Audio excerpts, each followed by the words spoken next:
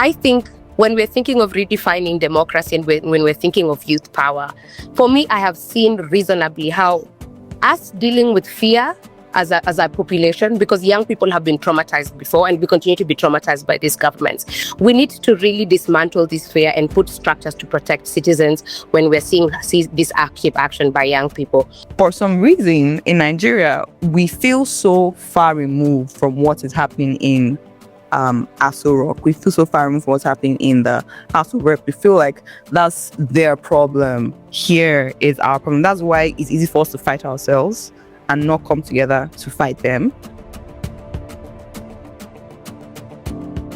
This season of the Unamplified podcast is supported by the Open Society Foundations.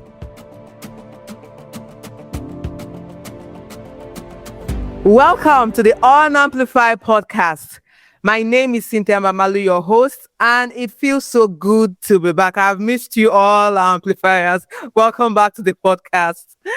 Quincy Y. Welcome, Unamplifiers. My name is Quincy Y. And in this season, we have just one goal: unmute Africa loud and unfiltered. And we will begin this season with a trilogy. Guys, I don't know about you, but I'm so pumped about this season. Just stay tuned. Welcome to the Unamplified podcast. Yes, like she mentioned, we're unmuting Africa loud and unfiltered.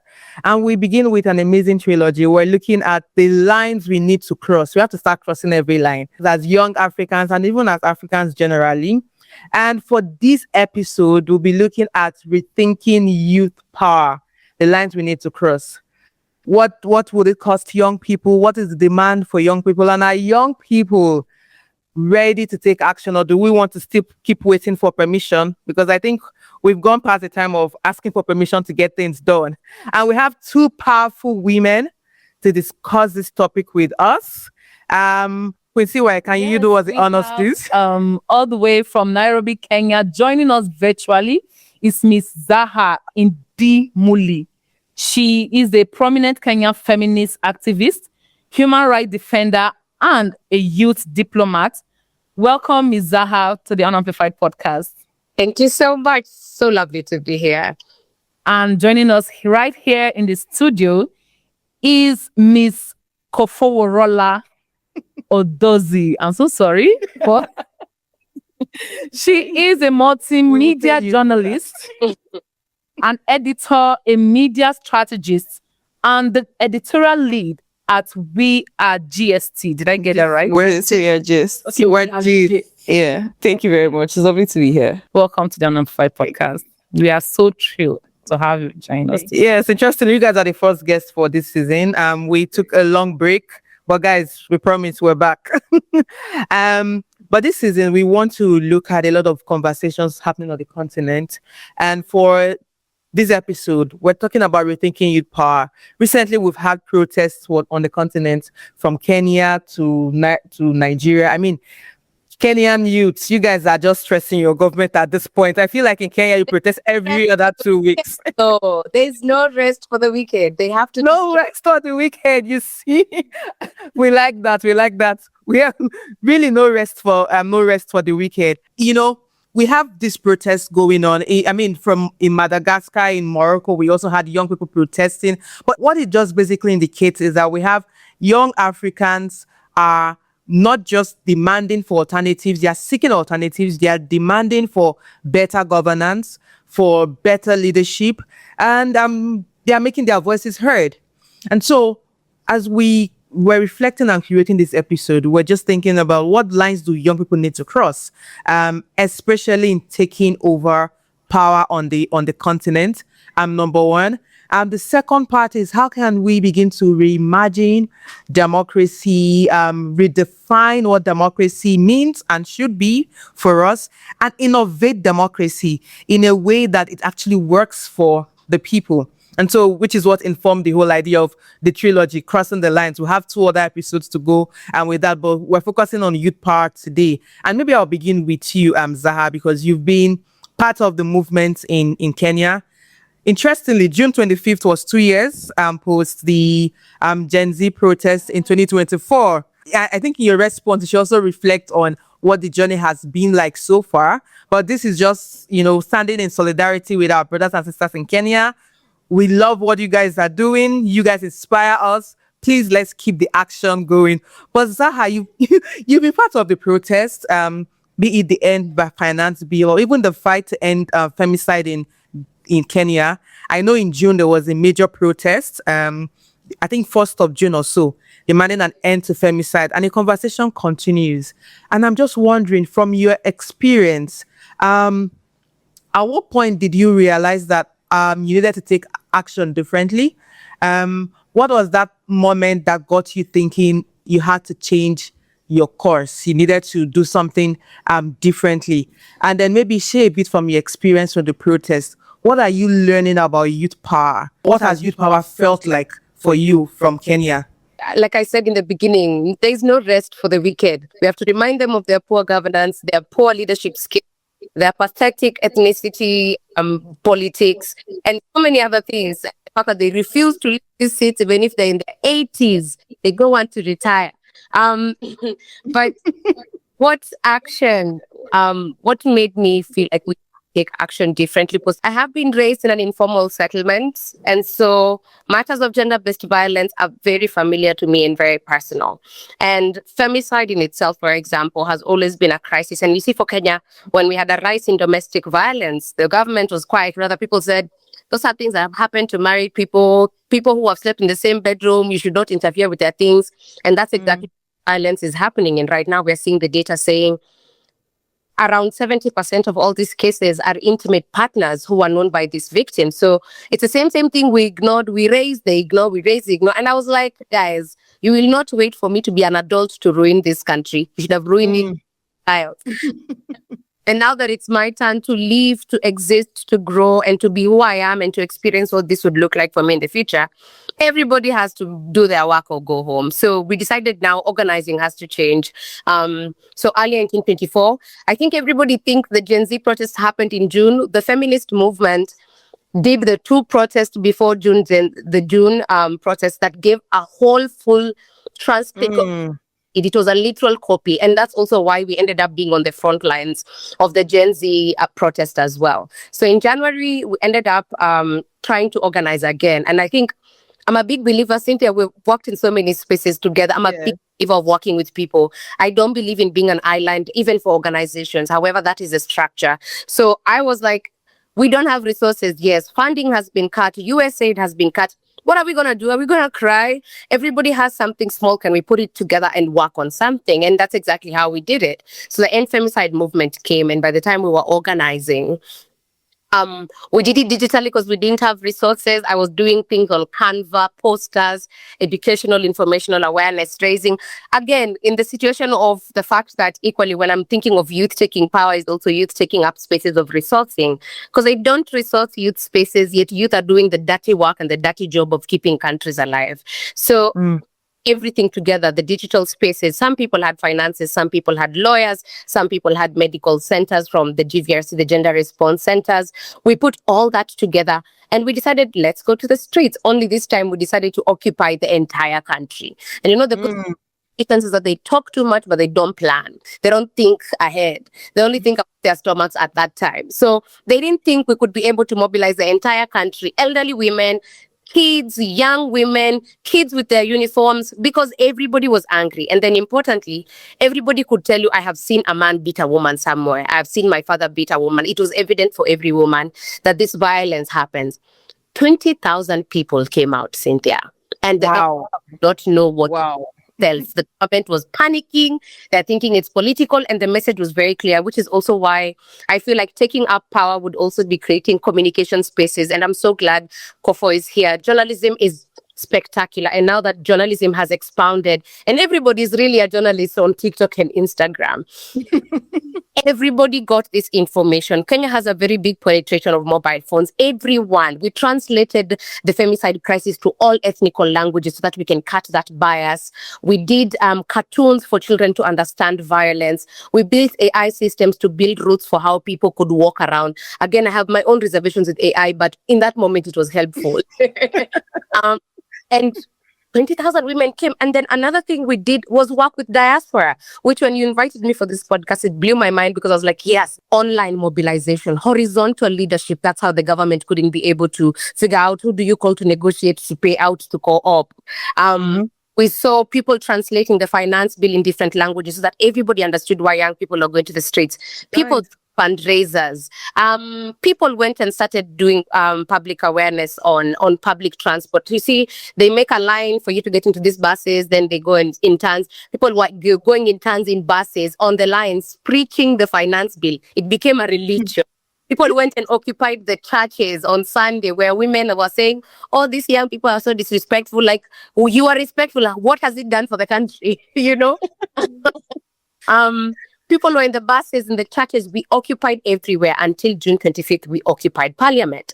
And that's when, the real communication came back. Authoritarian regimes in Africa refused to let go of this power. And so when you threaten that, you see their true colors. They say we occupied Parliament, but really we went to visit them in Parliament. Eat lunch because we knew there was food. Then they panicked and they released bullets and killed so many young people. Oh no.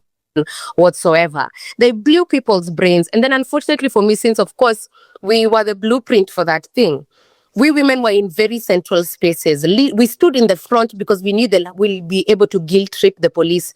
It is very difficult for a headline that says, police killed women in Kenya, other than him. So we positioned ourselves on the front. We were in the medical tents. Personally, I was in the medical tent, and police brutality needs to be discussed in Africa. But I was treating people, and when I went to confront the police and ask them, why are you shooting? These people told me, go back. We're just about to kill more. You will get those bodies and deal with. And it's people don't talk like that when they don't have a system that protects them. Now, all this to say, back to your question, I think when we're thinking of redefining democracy and when we're thinking of youth power, for me, I have seen reasonably how us dealing with fear as a population, because young people have been traumatized before and we continue to be traumatized by these governments. Should not end up abductions, enforced disappearances, violence, sexual violence that we're seeing across the continent. We need to really dismantle this fear and put structures to protect citizens when we're seeing this active action by young people.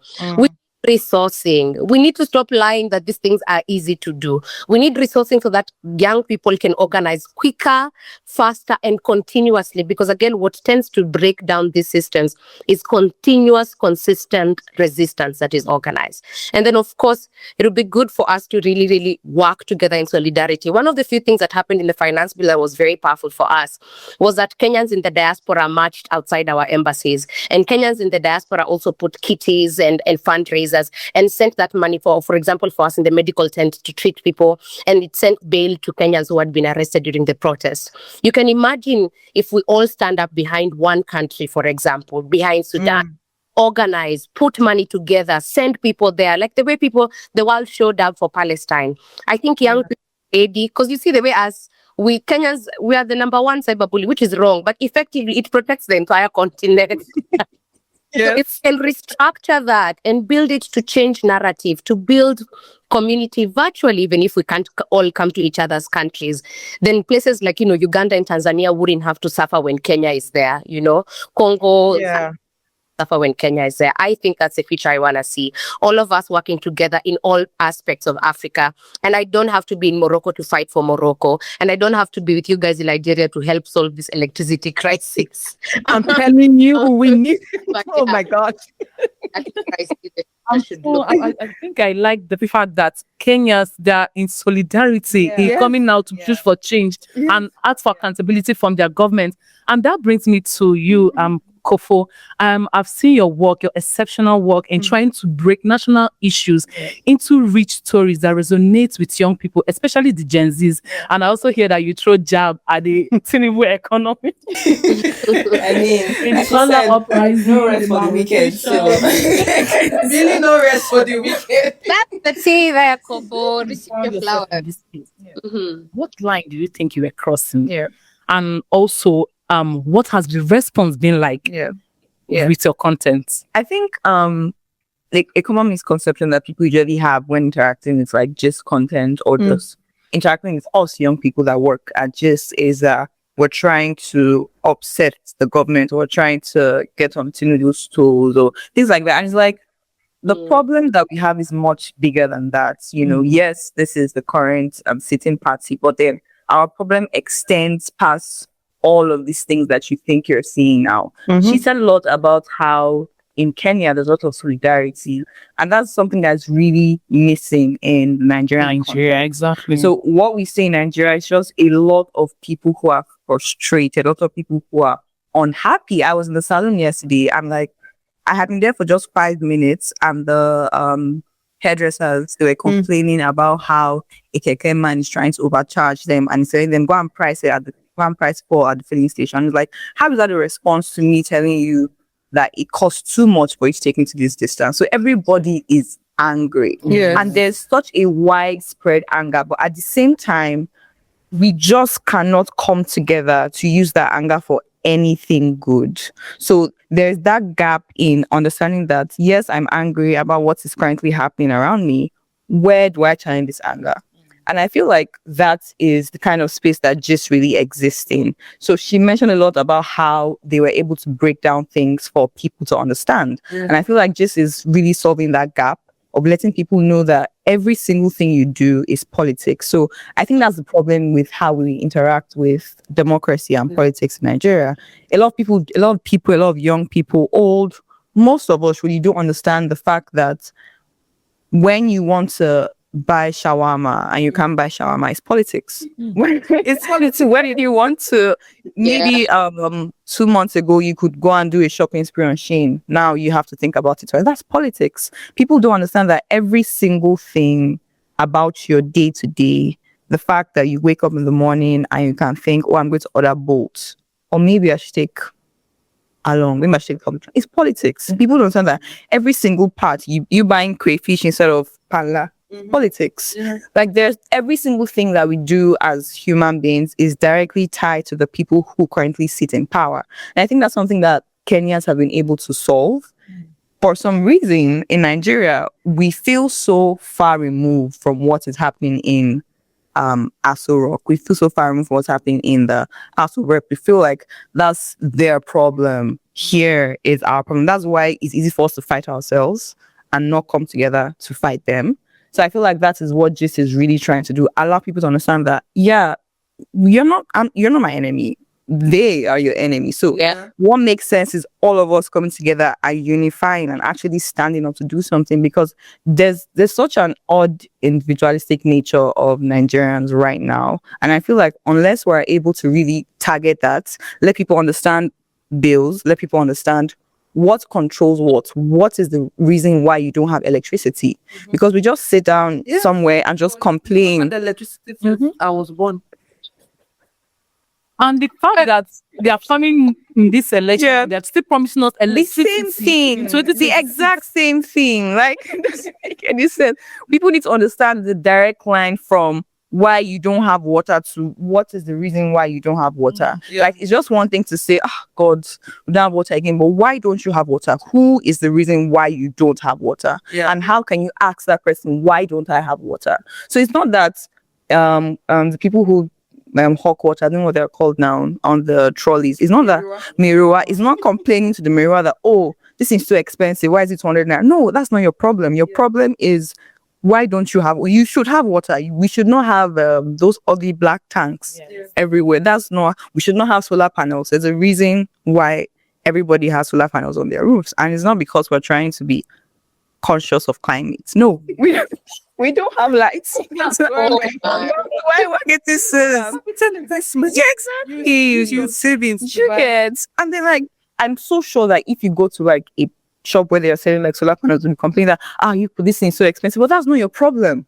Those people are not your problem. So there's a gap in how we understand the way politics work in Nigeria, and I think that's something that they're able to solve in Kenya, because that's why they're able to actually come together and decide that young people are able to come out, old people are able to come out, because here there's even the way that older people interact with young people when it comes to politics. And I also find that very interesting, because a lot of people that are young now, we've not had the privilege to vote as many times as they have. So it's like, my 20s right now, my current 20s, are a result of your decisions. But at the same time, you expect me to be docile in the face of that. So it's kind of, it doesn't make, it's very unbalanced, because it's like, I'm currently living in your bad decisions. So how do you expect me to take that sitting down? They expect you to relax the same way they relax and waited for things to change. And so what we've seen as a response to all of that is a lot of young people are starting to ask the right questions, but at the same time, the information is not going as far and as fast as we prefer. And so I genuinely feel like we need more gist in Nigeria. Like, we need more people who are committed to letting people understand politics at the most granular level. Like, people who are ready to break it down to the smallest bit so that you can understand. Because, like, before I started working here, I don't know if I've ever looked at Oyo State budget and asked myself, where did the money go? Because, like, no one is doing that for me. I just know that, oh yeah, they passed budgets. What next? Nothing. But then if we have more people who are breaking these things down in Yoruba, in Hausa, so that the people in Katsina can understand why their government budget exists, but they don't have primary healthcare centers. Because it exists, but you don't have it, but no one is asking any questions. And then we're not fighting each other on top of all of it. Do you get? So there's so much divide that I feel like if we're able to really understand, I think understanding is really the core of our problem in Nigeria. We don't fundamentally understand how politics works and how it really intersects with every single part of our lives. If we're able to solve that, if we're able to have more gist, more people break things down, then I think we'll really, hopefully, get as far as Kenya has been able to. From your content, how has the response been like? Are people turning up? Are you giving positive response? Yes. Was it beginning of this year? We had a lot of people reach out to us that they want to start printing out our designs to take it to the streets, because I think most people understand that, yes, we're online, but then there's a need for offline activation as well. There's a need to mobilize women in the markets, men in the markets, because I mean, yes, we're breaking it down to the smallest way that we possibly can, but then people in the markets, a lot of them are illiterate. So, like, despite it being broken down, they still will not understand it. So there are people asking us, can we translate this to a different language? I think even one of the videos I did was translated to Igbo, Yoruba, and Hausa. So just imagine how far that would go in driving the conversation, right? So what we've seen is that a lot of people are actively trying to show up and trying to ask us, how else can we push this information further? Yeah, and I mean, before we get to, I think that is actually positive that more people are reaching out. Because Nigerians are angry everywhere. You know? The other day, I counseled on a rider, and this guy just went angry. You know how much the fuel is? I'm like, guy, I'm not your problem. I'm not your Tinubu. You know, I didn't even get angry at him. I just said, I understand what you're going through. I know that this is not because I canceled the ride. It is because of the economic hardship. And I wish you well. You know, take a glass of cold water, and next time use your votes wisely. Exactly. Because I always want to play the greater education, like, because we need to start understanding, like you said, everything is connected to politics. It's everything we do, every decision, every aspect of our lives. If there's anything I can learn from Kenyans, is we just need to unite better. I'm a huge fan of Kenyan youth. I'm telling you, each time I see the protest, I follow so much kids from Kenya. You think I'm Kenyan at this point? People should just give me a Kenyan name at this point. Because the truth is, the way they hold their government to account, they engage on these issues. And when she was talking, when Zara talked about how they broke down the finance bill into simple languages, and they engaged transit, you know, the courses for the local transportation in the cities, that is organizing at its core. And that is what we need to start thinking about. You know, how do we use our local languages to get people to care enough to show up? How many thousand people just said that? Every thousand. Nigeria, you be actually begging them. We just see some group here, some big here. You know, I just wish we can just be like that. Like, even in Jabi Park, sorry to cut you, but then I don't know if you guys saw what happened to Jabi Park. Wiki. They start trying to destroy our park. That can really no, it really upsets me, because I go there every Saturday, and I was there when it was happening. We went there and we were doing a protest, and it was so crazy to me that the people who were selling there, the people who this park directly benefits, they were not part of the protest. So I'm just like, what do you think is happening here? They don't understand the ground. That time, yeah, they start money for that stand. Exactly. They don't understand. Yeah. Okay, and back to you, Ms. Zaha. Are you still with us? She's even laughing at us because she's only thrown a jab at us and our electricity process. All right. So, from your experience, has your definition of youth power changed, and why? Okay. I think in between it has, but I also had a question for Kofo, funny enough. And I was just listening into you guys' experience, and I'm wondering, maybe we're in answering what unites Nigerians, what what what matters to Nigerians, like what really genuinely matters to every household in Nigeria, and then how then do you like work backwards and reverse engineer? I think I've gotten into working already. How do you reverse engineer towards connecting it to structural change? What do you think is the one, if you could give me, like for Kenyans, I know what matters to us is freedom. Like Kenyans don't want to be, you cannot tell me what to do, where to be, and things like that. Transport, how can I use my money? Do I have money? Do I have employment? So everybody would get riled up very easily. And we know for the elderly, for them, it's land. So we have things to connect. What is it for Nigerians? And then I'll answer your question, Quincy. Why? I think at Costaval that we just had 2 weeks ago, or last week, we had a mock vote where people could, instead of voting for political parties, they would vote for an issue that mattered to them the most. And we saw that we had, I think, almost 500 people vote at that mock vote, and the highest vote was security. Yeah, and I found that kind of odd because I would think it would be like economy. Yeah, no, it makes sense security because you know that currently. So I don't know if is that how you got her. I think security is a major issue now, and for me, I look at security from two perspectives. One is our security of lives or property, because of the level of the insecurity, at the banditry, the kidnapping, that has happened. Most times you have loved ones who you need to raise money for ransom. That have been kidnapped. So I think security, but I think security beyond just the physical security is also about economic security. People want to be able to do what they want to at the time they want to do that. So I guess that would be I think security would be the one thing now that Nigerians care about. Yeah. I think we need to get to work after the podcast and I think Kofo, if you'd be open, I'd really want to help in 100%. Because for us, we connected the finance bill to bread. And everybody was mad. Everybody was angry. They added VAT cost on consumables, and we immediately took the one thing we knew everyone, including children, would kill you if you don't give them bread. And everybody was in the street. So we need to find that. Because I'm so sorry, I've been hearing the insecurity cases and the abductions that happened recently in those children's schools. The fact that we should have gone and protested outside your embassy here very quickly and demanded answers when that was happening, that should also be in the works. I'll go back to Quincy. I feel like I'm just talking to my friends on a random lunch date somewhere. It doesn't mean like you guys. We love that. If you could repeat your question so that I can be able to answer accordingly. Okay, I said from your experience, what's your definition? Has the definition of youth power changed, and why? Oh, it has changed significantly. I think I stopped making youth work, or rather youth experiences, as an age group, because I also I keep reminding myself a majority of our parents in the older generation didn't even get the chance to have a proper youth experience because they had bad presidents equally.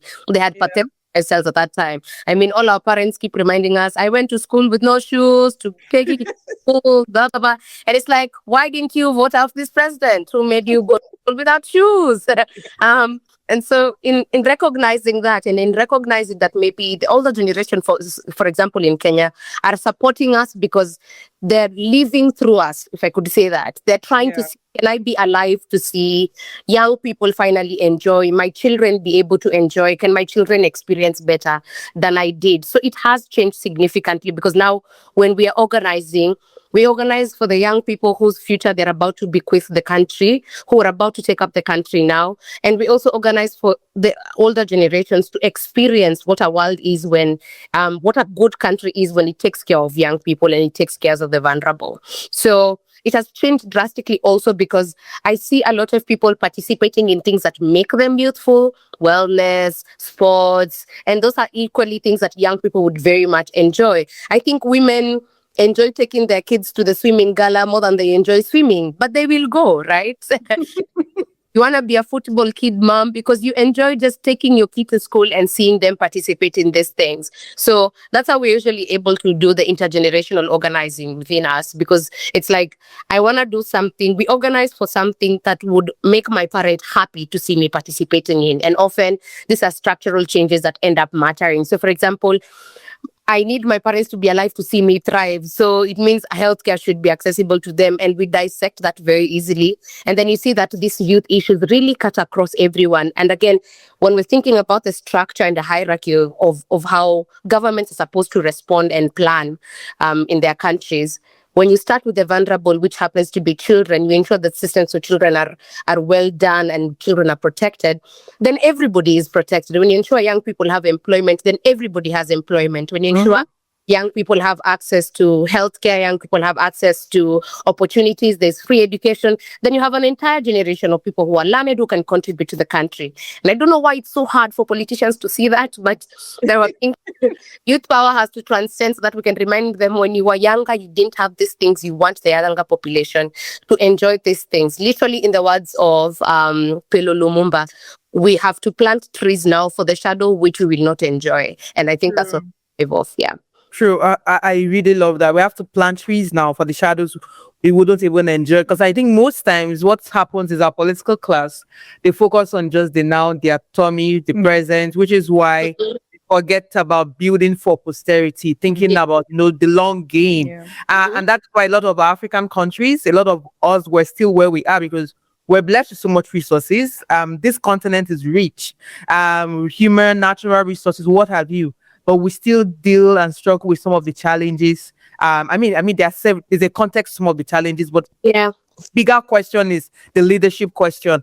And I'll come to Kofu. This year you guys hosted Costival 2026. I followed the conversations. And I'm just wondering from the engagements, looking towards our next election. We have an election in January 2027. Interestingly, Kenya will also go to the polls next year. So these two countries, two brothers who are very I know.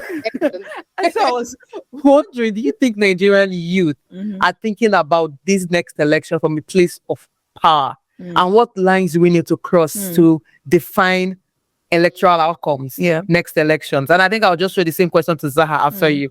I would say from my perspective and the way that we do our work at GIST, it seems like a lot of Nigerian youth are. But I definitely think, as I said earlier, there's a need for a lot more offline activation. So if you look at it from the lens of, social media, you would see that a lot of Nigerian youth are now interacting with politics in a different way than they did at least the last 2 years ago. You can see that we are actively thinking about how whoever we elect will actually control the outcome of our lives in the next few years. So I definitely think that there has been a mindset shift with the way Nigerian youth think about elections and think about actually showing up and showing out to vote.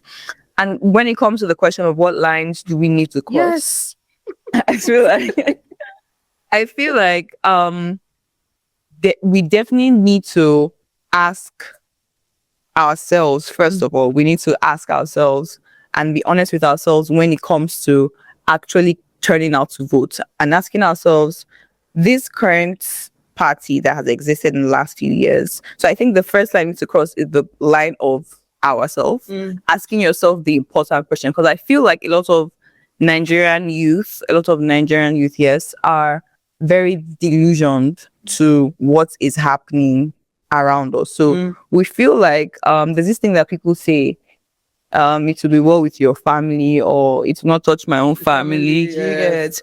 So I feel like we definitely need to cross that line of first yourself. Be honest with yourself about what the outcome of the next few years would look like, because a lot of us can be we hallucinate what we think the outcome of election will look like. Yes. And it's not even just I guess the elite or the people on social media. Even when you go into the streets, when you ask gatesmen, when you ask people in the market, like for example, when Buhari was president, a lot of them kept saying, "That's my brother," but you're here suffering.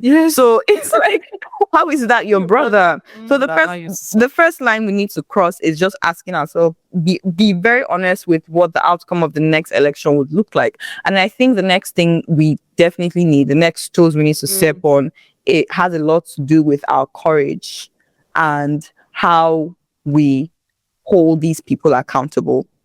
So I would say the next line, after asking yourself the very important question of how will this outcome actually shape my life, is now crossing the line of courage and actually knowing that if I don't take charge of my future, no one else is going to do it for me. I feel like a lot of people don't understand that, like, no one is coming to save us. If you check the history, No one is coming to save us. Who said that? Loudly. No one is coming to save us. If you check the history books, when you look at the Aba women's riot, or the women in Abeokuta who protested or did their march for 20 years, I think, you'd see that there was a constant, I think she also mentioned that when she was speaking, just a constant way they courageously stood up to demand for something, not just doing it one-off and being like, well, it didn't work. I mean, yes, NSAS was a terrible time for all of us. A lot of people died, but then we cannot use that to mar the way we view asking the right questions. So there's definitely the line that we need to cross of courage, of realizing that if you don't do this, no one is going to do this, and we're going to remain in this place that we all collectively don't like for the rest. Just in this hole. I think that there's this syndrome the young people have in Nigeria of who will go first. We need to kill it. We need to just kill it and throw it away. Always needing some leader or someone really going for move together. You know, you know, you mentioned the NSAS thing. You know, most time I talk with some young challenges, they tell, during NSAS we protested, they shot at us, we lost some people, and I'm like, yes. But the truth is, that's protest. You know, that's how revolutions work. That was a tactic by the state to scare us. I mean, and it worked. And it works. Because now everybody's afraid. Everyone is afraid. That's why we need to let them know that we are no longer afraid. You talk about women's riot. These women, plus colonial masters, they showed up consistently. They didn't even care that they were whipped, some were killed, locked up. But these are stories that we need to draw from. And maybe Zaha, because you're also going to the polls next year. And I was just wondering, do you think it will be different for young people, the way they would engage? Or let's be real, is it this whole youth engagement, is it mere tokenism, or do you think you will see something real next year for Kenya? I think I'll say two things. One will be a very big secret that I'm not supposed to say, and then the other one would be the truth to your question. Okay. I love secrets. Next 2027 elections are going to be interesting. And I'll speak in truth. Kenyans are focused on removing Ruto, and it leaves aware of the question, then who, if not who? And there is where the complication is, which is exactly what we're trying to solve right now. It's trying to see the opposition is not the next option. We're not about to pick the lesser evil, and our parents are suffering here because every day anyone tries to tell us about the opposition, we remind them this opposition have been in parliament and in government before.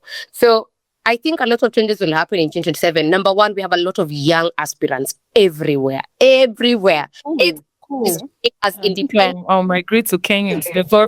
People are vying independent. I can even share with you guys videos of people doing contributions in the market, shillings, coins, putting together kitties to fund one person they think they want to put in those seats. I think Kenyans are so angry and also so tired. I think even our parents are tired of seeing their colleagues leading the So a lot of organizing around supporting political parties. We have places like Badili Africa. They're training aspirants who are vying. We're building a women's situation room for the elections to monitor women aspirants, make sure they are safe, make sure they can campaign when the campaign season starts. I think the question around security is very key because, again, sexual violence is used against women's aspirants to ensure they totally break down your guilt. So that is also something that is happening. Tokenism is happening as well, which is very important for us to recognize that if you're doing well, you need people to hate on you a bit. If somebody is complaining, there's no betrayal, there's no traitors, there's no co-option, then you are actually helping the state. So for us, we have people who have been bought by government, they have joined political parties. That's okay. We're still heading in the same direction. Are you a young person? Yes. Are you in the political party? Yes. Whatever your method, that does not matter right now. What we're saying is get inside there. We'll deal with you when you're inside. If you can use a political party, so be it. Because even politicians, they hate on each other on television. They marry off their own children to each other behind the scenes. So we also have to accept that structural change and resistance has to take different forms. We just have to agree on the goal. Is the goal removing Ruto, for example? Yes. Do we have people who are going to vie to remove him? Yes. And even if he steals and wins, do we have enough young people in parliament to impeach him? Yes. Those are the things that matter. The other thing that I was there, another thing that I was saying is a secret is that the elections we should be checking in Kenya, we should not be 2027, it is 2032. Okay. Millions of us are going to vie in 2032, courtesy of the fact that we first want to make sure there's a structure of removing Ruto and anybody who can be like Ruto, so that when we join government, there's a way to remove us if we fail to. So 2032 is where a lot of women are going to vie. In fact, we want a structure where when you get into the ballot, the space for MP has 17 people. So we got sports everywhere, but let the competition be stiff because we have completely disrupted things, which basically means we're trying to ensure that we cut the cost on campaigns. So if everybody has a phone, meaning everybody can listen to what you want to do for their constituency, before we use millions going everywhere offline, which is still important, and that's why organizing would matter. I think you'll see a lot of online campaigning by young Kenyans to cut the cost, but importantly to spread the word, because the means and the goal is to remove Ruto, and Ruto not as a person, Ruto as the facade of politicians who continue to decrep our country and our continent. I think at this time I'll migrate to Kenya because I think the youth have unlocked their power in Kenya. At this point, they really have. I think they've unlocked their power. So, Kofo, in Nigeria, what do you think is stopping us? What is missing from we, the youth, to unlock our own power? And what's that conversation we are not having and that we need to urgently have to unlock ours? Like, it's already, I want to go to Kenya tomorrow. You're welcome. I can house you. Welcome. I think definitely, as I mentioned, there definitely we need to close that gap of understanding how politics actually works. She asked a very important question where she mentioned that what's something that a lot of Nigerians care about, that we can then reverse engineer our campaigning, our communications, everything, just so that people are coming out for so that's something we saw during NSAS. So everybody was coming out for NSAS. Fathers, mothers, everything. Like my mom doesn't believe in protest, but when we told her we're going out for NSAS, she gave us cupcakes to go and give the people at the protest ground. So everybody believed in the fact that NSAS, we need to NSAS, right? Yes. So that's an instance of when there was a collective understanding of a problem that needs to be solved. So I think something that needs to change is we need to have collective consciousness of what is happening in Nigeria. Closing that gap is a great way where a lot of Nigerians, a lot of young Nigerians can come together to solve one particular problem. And I think one of the things that can really help is more, like I said, more places like just more young people setting up their camera, more young people going to the streets, just more young people being actively involved in politics. No one is saying that you have to go and vie to be in House of Reps or anything, but just turning your phone on and saying, yeah, this is what I read from politics today, let me break it down for you. That's enough to get more people to continue to do that, and then we continue to propagate the cycle till we have a lot of young people who are actively involved in politics. Yeah, she said that collective consciousness. I think that is what is still lacking. When Zaha is not the first Kenyan to make fun of our electricity in Nigeria, for instance. Last time I was in Kenya, I can't remember, I was talking with someone, and then he said something. He said, "Why have you guys never had a national protest against the demanding for better electricity?" That he's never seen it in the news, or maybe we've had it and he's not seen it in the news. And I was like, good question. He was like, because isn't that like the basic thing? At the end, there was literally online. Indeed, he was talking about how different countries respond to issues. And then the skit maker, I can't remember his name anyways, he said, okay, Kenyans, for instance, something power goes off. Immediately they already type in, guys, we meet on the street. And then while they were typing, we meet on the street, the power came back, or they were like, we still meet to the why it went back. Then they put Nigeria. Immediately they say power went up. They just went. The guy just turned on the gen. Boom. Exactly. The next guy went, switched to solar. So it was just like how different countries respond. Ghana, funny stories too. Ghanaians would protest for power. And it was just, so I was watching the skit and I started thinking, wait, Nigerians were very calm. Before you know it, we're putting it to God. We're praying. What God cannot do does not exist. Everyone is praying. And so, anyways, this jabs have been thrown at us. Maybe we need to we need to wake up. We need to wake up. We need to wake up working. We really need to wake up. We need to get angry, and turn that anger into something. Yeah, organize that anger and use that to act. A lot of times there's this tension between, do we need to engage from the outside or we need to get into the system? Because it's say young people get into the system and then the system changes them, or they are no longer recognize the people you were in the streets with when they get into the system. And so people are more like, we rather just organize from outside. We don't want to get inside. And just for young people watching, a lot of young people watching from different parts of the continent, what's your thoughts around this? Where do you stand on that? Outside, inside, or a balance? You see that statement, that right there is the reason why these people have been able to maintain themselves in power for a very long time. Because we have a lot of blocks already when a young person has started thinking about getting into power. Number one, there's no money. Number two, you need to join a political party. Number three, they will call you a traitor when you're inside the system, but also when you're outside, you're disenfranchised to organize or to make structural change. So it's like, everybody is lying. Everybody is lying. I think if we're really, really genuinely looking at creating change for our systems and for our countries, it's not just being inside and outside. It's also, we need to create structures where people are inside, people are outside, and people are impartial. So that you have an ombudsman in the process. You have a population of people who can keep you in check, a population of people who can be inside the system, a population of people who can organize outside. Again, government can only do so much. So our system of governance, and as young people, when we're thinking about what a future of our country and of the continent looks like, it means when we take our children to school, for example, or rather, if I can explain it in what a tail end of an existence should look like. By the time I am being born, I want proper education system to be there so that I can go to school and educate myself.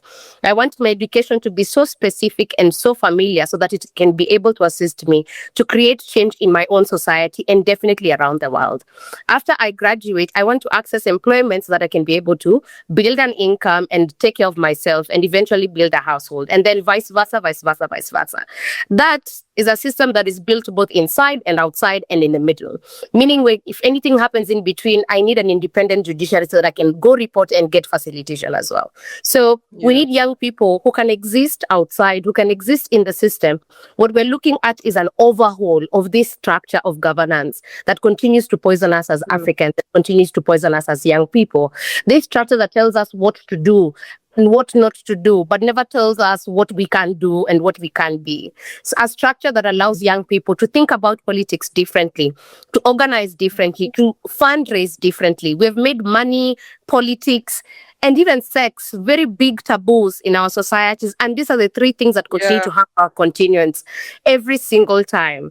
Lack of sexual education has cost the continent. Lack of finances has cost the continent. So many things have costed us. And I think a big change that I want to see young people participate in is embracing these structures of society and building new systems and building new ways for us to explore them. So vie for that seat, be a doctor, get that degree, get that PhD, go to the park, get access to healthcare, get access to education, get access to being a human being. That should be the standard. Yeah, I'll definitely say the same thing. There's definitely a need to be a bit more strategic with how we view our organizing. Like, yes, we're going to go out to protest. Yes, we'll talk on social media, but then we also need people who are inside the system that can make sure that the things that we're asking for can actually happen. Like when you want to pass a bill, there's a senator you go and meet that will make sure that that bill is signed. So if you don't have that one, or that person already exists in the system, then that bill ends immediately you ask for it. So it's very important that while we're outside trying to demand for things, while we're outside and protesting, we also need people who are going to be inside the system as well, that are going to make sure that whatever we're asking for will actually happen. Thanks. So we'll end with a general question for everyone, and maybe I'll start with Quincy. What's that one line you think young people need to cross, especially if you want to build youth power? Okay, I think one line young people need to cross is they need to cross from the digital action to the traditional action. They need to stop, not just on your phones, on social media. You need to move from social media and come out and demand accountability, demand change, and also fix yourself in these systems so that you see the result of what you want. So you're tired of us tweeting?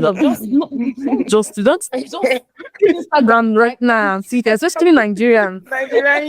Because I'm migrating to Kenya. I definitely think we need to cross the line of individualism.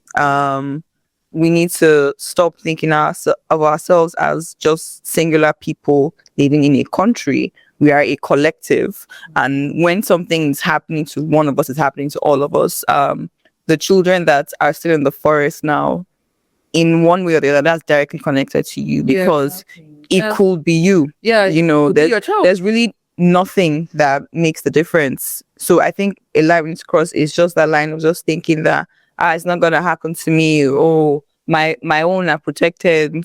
What was that thing they should say? Tinubu will not happen to you. Nigeria will not happen to you. Like, Tinubu will favor my family. There's enough slogans we say just to feel like we're separated from one another. So I definitely think we need to cross that line of individualism. Zaha. Wow. What can I add after those beautiful remarks? I think for me, everyone should remember, as an individual, you are more than enough to make a difference. Small things compound into compound interest to make big differences and to make big results. You are more than enough to make a difference. Only thing, together we are more than enough to change the world. Yeah, we're more than enough to change the world. Our amazing listeners, those who are following the conversation, I don't know if you were inspired by this conversation, but me, I feel so fired up. I'm like, I need to hit the street now, guys. At this point. Yes. But it's a question to you also. Can you drop it in our comment section? Let us know what line you think young people need to cross to build power better. Let us know which country you're commenting from, and then drop a comment, because young people they are the present and the future of Africa. And it's been amazing having this conversation with our guest. Whoa, Miss Kofo. This is my first actually meeting here. I only just engage your content. So thank you so much for even accepting for part of the conversation. Thank you. Yes, and my sister Zaha, I hope I see you next time. Thank you so much. Let us see you. We have to Nigerian under somewhere. Yes, I think I need to pull you to Nigeria. Actually, you need to come and ginger young people. Thank you so much, ladies, for accepting to be part of the conversation today. What do we say to our audience? Thanks to you who watch and listen. We missed you guys so much, and we are back. Keep a date with us as we unmute Africa loud and unfiltered. Yes. And to our guys behind the scene, thank you so much. And we have an amazing team. We have our director, our producers, our cinematographer. My other co-host is also here.